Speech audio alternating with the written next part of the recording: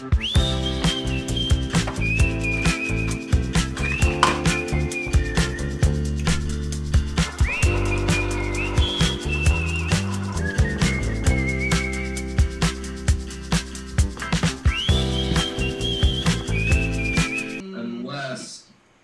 is a way to do it if you set a category and you build.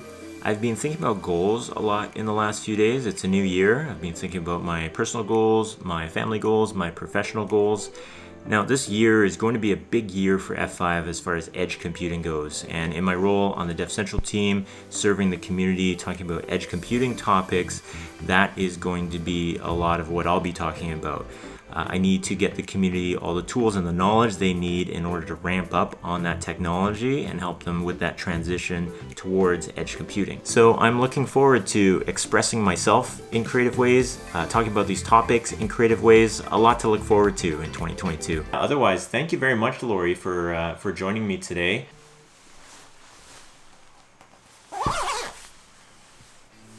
Featuring this week, Lori McVitie. We talked about BBSs and we talked about Modern Edge and we talked about how we got there and what the Modern Edge looks like.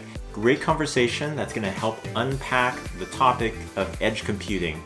So I got a 3D printer for Christmas and there is so much to unpack with that. I didn't think I would be learning 3D printing from what seems like the ground up, but it has been super fun to go through that journey and learn about it, and I feel so much better with running this printer now that I've gone through all of that and be able to get to the point where I can actually print something like this pig. Really fun.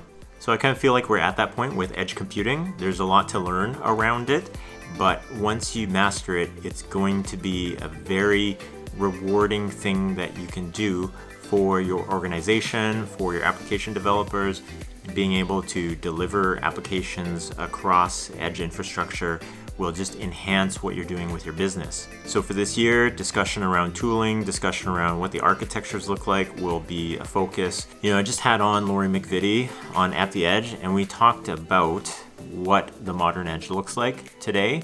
And so I think that is going to be something that we need to unpack a little bit more as well, because that's going to help define what you need to learn when it comes to edge computing. And we'll talk through that throughout 2022. So I'll show you, this was one of the early pigs that I tried to print out here, and it was cut off at the top here. Couldn't figure out what was going on and had to really get better at 3D printing.